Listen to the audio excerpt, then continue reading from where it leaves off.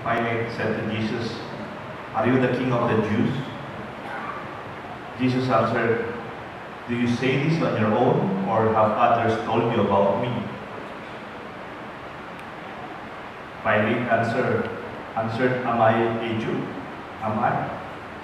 Your own nation and the chief priest handed you over to me. What have you done?" Jesus answered, "My kingdom does not belong to this world. If my kingdom did belong to this world, my attendants would be fighting to keep me from being handed over to the Jews. But as it is, my kingdom is not here." So Pilate said to him, "Then you are a king?" Jesus answered, "You say I am a king. For this I was born, and for this I came into the world, to testify to the truth. Everyone who belongs to the truth listens to my voice." Dear friends, the good news of our salvation. Praise to you, Lord Jesus Christ.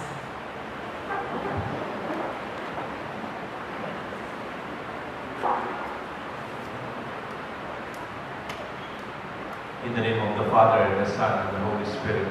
Amen. We celebrate Christ the King.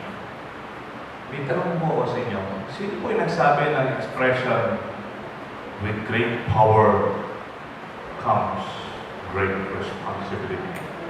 Sino po yung nagsabi? Ha? Spider-Man? Tingnan nga natin, Spider-Man. Siguro. Pwede si Spider-Man. Gusto ng mga bata yan. Pero ako rin, si Spider-Man. Sinabi sa kanya. Kasi nung na-discover na meron siyang great power, he can leap from one building to another. It's very fast. May nagsabi sa kanya, sino siya? Ang kanyang Uncle Ben. When Uncle Ben was dying, sabi niya sa kanyang paunahan, kanyang nephew, "With great power comes great responsibility." But we know that these are scripts. This is a script. May nagsulat ng script. Dahil this is part of the Marvel series of Spider-Man. May writer yan. Ang writer niya, ang pangalan niya, Stan Lee. Siya yung writers ng mga maraming Marvel stories, ng mga favorite nating superheroes. At si Stan Lee, siya yung writer ng Spider-Man. Kaya hindi talaga si Spider-Man at saka si Uncle Ben ang nagsabi. Galing sa nagsulat. But did you know that Stan Lee is a very religious man? He attends Sunday services like us.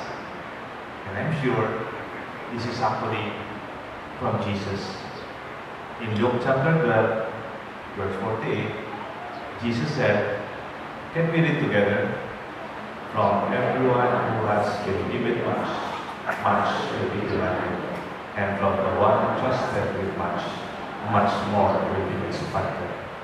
With great power comes great responsibility." Simply, Stanley, they articulated the same message. That from the perspective of Jesus as King, he's not talking about his power. He's reminding us of our great responsibility. Authority and responsibility. Freedom and responsibility. And yesterday, we attended the seminar. May nagsalita obispo, dalawang obispo. May nagustuhan ako yung sinabi ng seminarista about Christ the King. Sabi ng seminarista, very short of speeches. Sabi niya, it is not about kingship alone. It's about kingship. Ang sinabi niya, it's not about kingship only, it's about kinship. Parang, it's about relationship. You can be a supervisor, you can be a manager, you can be a director, you can be a president of a company, of an organization, you can be a parish priest, you can be the chairman and homeowners of St. Jude. But if you do not have a relationship relationship with your people, it is not effective. It does not really make our Christian leadership perspective complete. Ang hirap kasi nung leader ka, yes, you have the office, you have the authority, you have the official function, you have the title, you have the seat. But if you do not connect, like Jesus who was with us in humanity, a Son of Man born of us to be with us, then we cannot really express our leadership. Leadership is being with our people. Kung supervisor ka, paminsan-minsan makipag-lunch ka sa mga staff mo. Kung manager ka, paminsan-minsan makisabay ka makipagkwento pag lunch break or break time.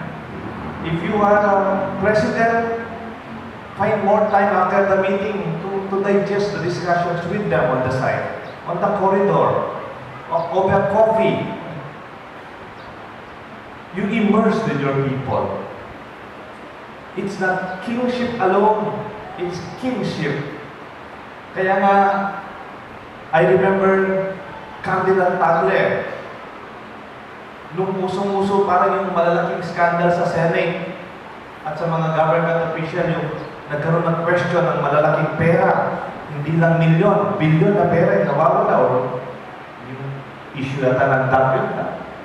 Anong sinabi ni Cardinal Tagle? Wala siyang inaccuse. Sabi niya, sana itong mayayaman na senator na to who want to serve the Filipino, kahit isang araw lang, makipagkwento sa mga mahirap sa estero. Sana kahit isang lunch lang, makipag-lunch din sa mga squatter to see how blessed they are, how much they already have. Parang nakakabulag kasi, nakakabulag. Pag marami ng marami, parang kulang pa. In fact, in our lifetime, magkano ba naman yung kailangan natin? In our lifetime, you only need one bed and a few pillows for you to sleep. Every moment, you only need one set of clothes. Every time you walk, you only have a pair of shoes that you need. We can only consume so much every meal. Beyond that, it's not even healthy, literally. To be with is being connected and to be in relation. To belong. May dalawa kasing perspective ng belong eh.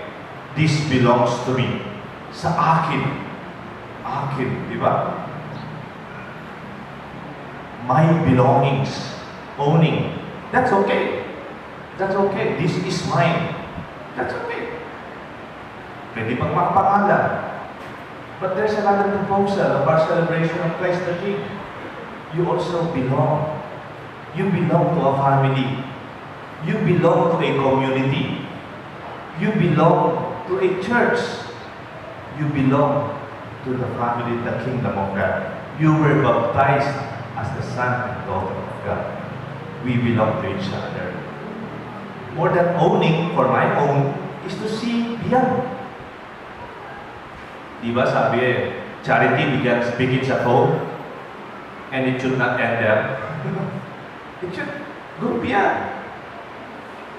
Sabi nga kahapon sa lecture na naginig ako sa kahapon, sabi niya, ako sabi ng speaker, I don't believe in tapat ko, linis ko. Because it's very limiting. Our concept of cleanliness and order is very limited to our own bakuran. And why don't you go out, sir? Maybe, kung wala namang tao yung kabila, nasa abroad din kapitbahay mo, why don't you? Kasi sabi ng speaker, yung iba, tapat ko, linis ko, basura ko, tapon ko, kapitbahay ko. Tama ko yan. Ginagawa dito sa sige. Linis, tapon. Ano ba naman yun? Pareho lang naman. It's not really responsible. Because as if you do not belong to a community. It's myopic, isn't it? Teach your children to widen perspective. Doon daw sa Venice, may isang street doon, nakapangalan sa tatay ni Bishop Pango, Pedro David Street. Nung seminarista ako, nakita ko yun, automatic pumasok sa utak ko. Siguro dahil lawyer yung tatay nila. Siguro dahil fiscal sa Manila yung tatay nila. Siguro dahil magagaling yung manak nila. Influential siguro yung pamilya ng mga David sa Venice. Kaya ginawang Pedro David Street. Mga street, minor street sa Venice. But malapit sa simbahan. Alam niyo po ang reason doon ba't pinangalan ng Pedro David Street? Dahil daw tatay nila every morning, early morning, nagwawali siya na hindi bakuran lang nila ng buong street na yun. Siya yung nagwawali ng street na yun. Not because he's a lawyer or fiscal or mga anak niya successful. No. Even all of this before it happened, he was simply expressing his responsibility for the whole community.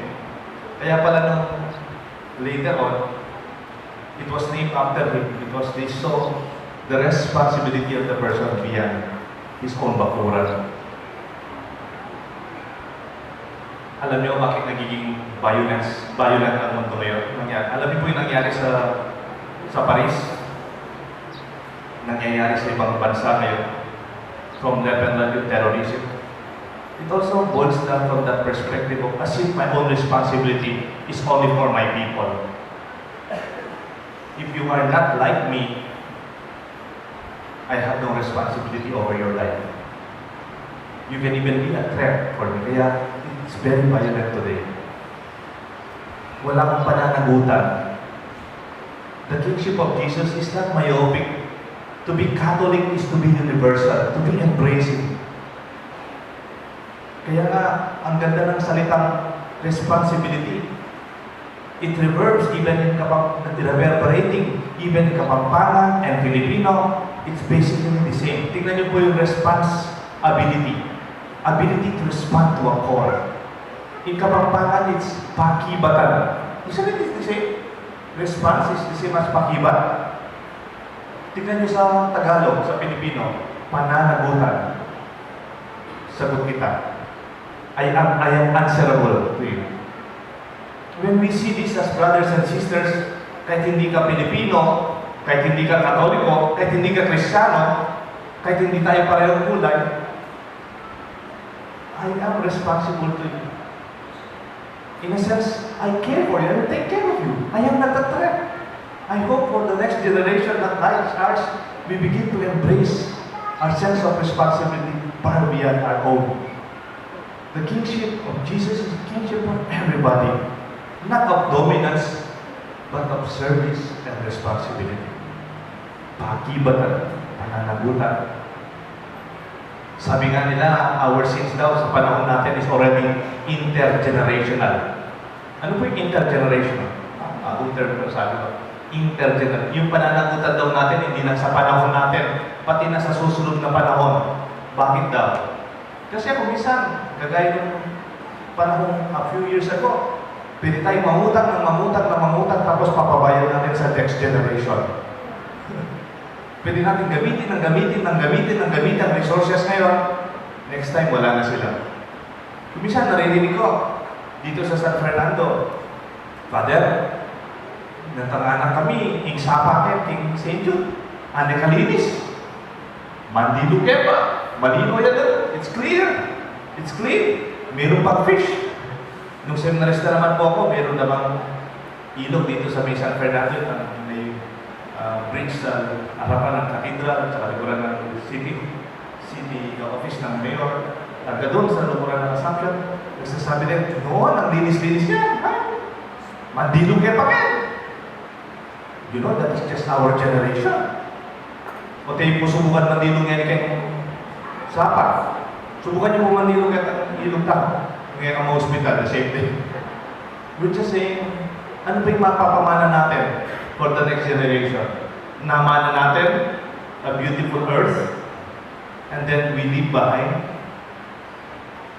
Parang minana mo yung bahay, ang ganda-ganda ng bahay, tapos ipapamana mo sa mga anak mo, susunod na lahi. Sira-sirang bahay. The same is what Pope Francis said. The earth is our common home. We are responsible not only for our brothers and sisters, for our own immediate corporation, for our own immediate community, but we see a responsibility. We can do something about it with great power and capacity. it is also great responsibility. Ako po, matandang minata. Pero alam niyo po, I really feel responsible sa mga anak ninyo.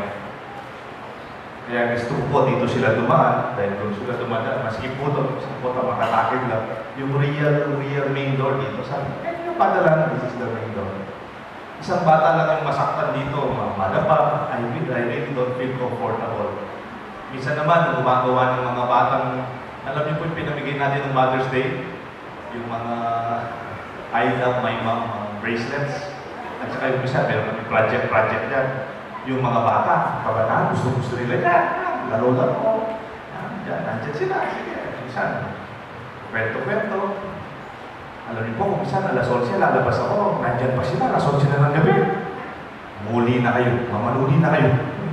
Kahit na mukhang it sounds like pastor, sabi ko, pakibatan ako karepengari. I am responsible. Go home. It's already too late. Why? Because though they are not my children, they are my children too. Let us be responsible for one another.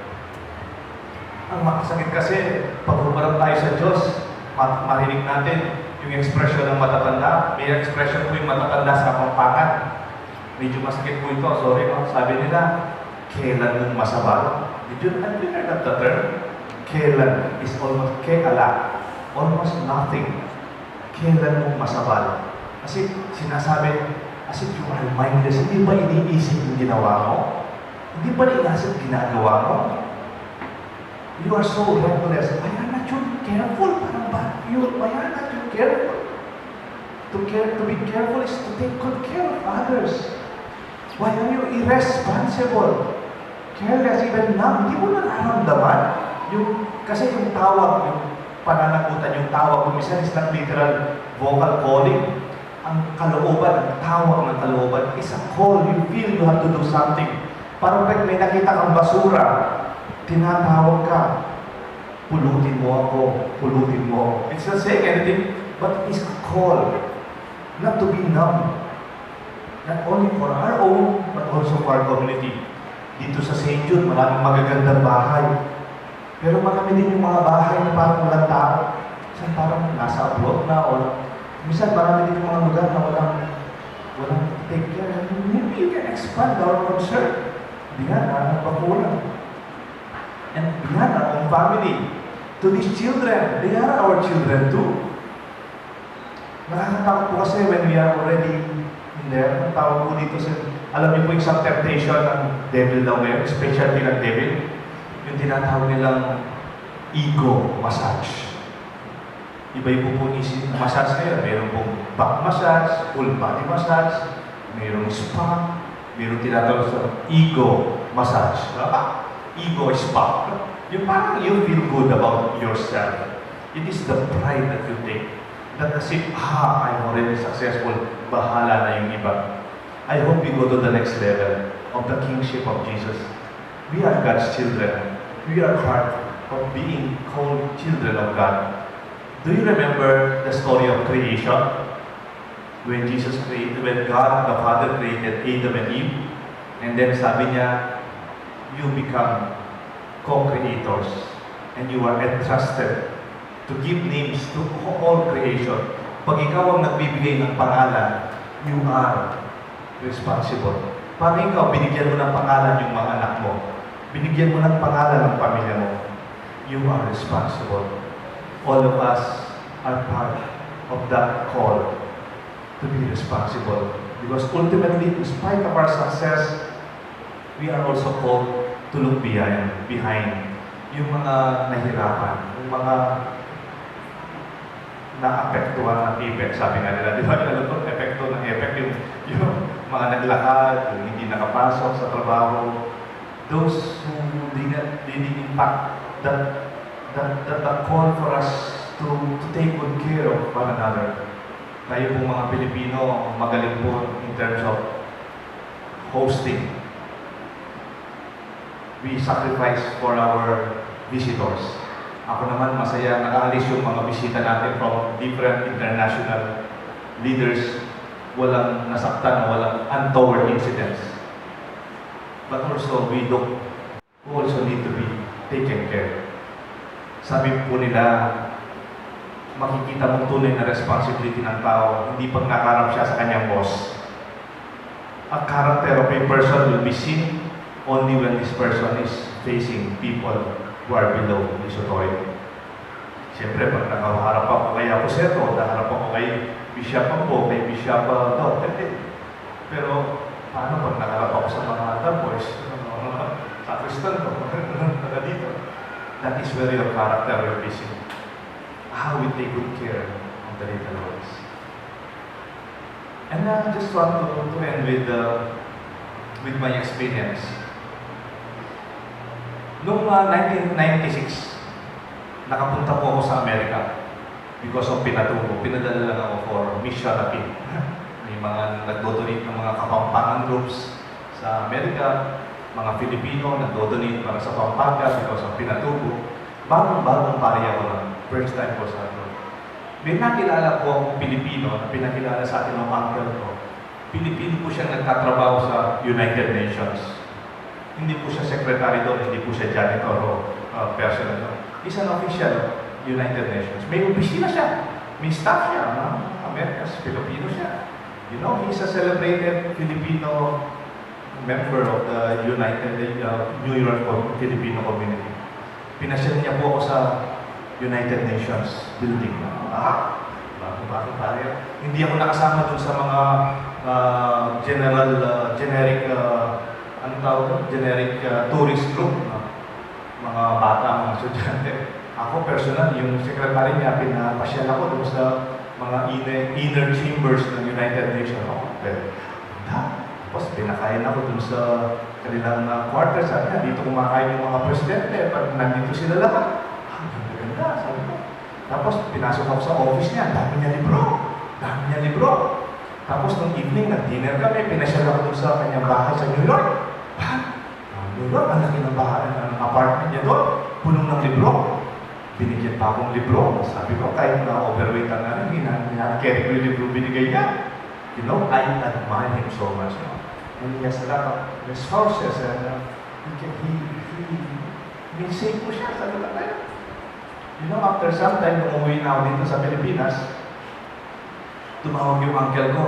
Sabi ko, Father, alam mo yung kaibigan ko na nagtatrabaho sa United Nations? May sakit siya. Pagdasal mo siya. Talaga, uncle? Bakit ba yan? May kasakit siya. Grabe yung sakit niya. And then, you know, after some time, tumawag yung uncle ko. Yung kaibigan natin sa United Nations na Pinoy, he died already. Iuwi siya dyan sa Maynila. Pwedeng request ng pamilya niya. Ikaw daw yung magmisa doon sa last mass niya. Opo pa, uncle, pupunta ko dyan sa Manila kahit hindi ko alam yung lugar. Hindi ko alam yung lugar sa Paranaque. Medyo medili-lili po. Hindi po ako sanay sa pag-drive sa Paranaque noong 1996. And then, nakaparating po ako doon. Kung 3 o'clock yung misa, sorry po, nakarating ako 3:30. Sumasok ako. Tapos nung pagdating ko po doon sa chapel, wala na. Tao na lang, naratnan ko, wala na po yung wala na po. Sabi, sorry po, na-late ako. Nilibing na po ba siya? Kasi na-late po ako, sorry. Hindi pa rin, nandito po siya. Nasaan po yung namatay? Nasaan po siya? Ito po si uncle ko, sabi niya, nilabas niya, nakabackpack. Ito po, father, sabi ko. Alam niyo po, 1996, first time po makakita ng urn eh. Hindi pa po masyadong uso yung cremation, no? And then, you know, I realized, sabi ko sa sarili ko, habang nagmimisa ko, wow, in spite of the success, in spite of the influence, malayo yung narating, mataas yung kanyang success, I just prayed for the left behind of the ashes. Yung palang urn, pag binuksan mo, ganun lang, isang takot lang ang ashes. I realized Jesus is correct. When Jesus said, my kingdom does not belong to this world. Ang lahat ng pinagpapaguran natin dito sa mundo, ang lahat ng sinasabi natin, sa akin, this belongs to me. Literally, we will leave behind.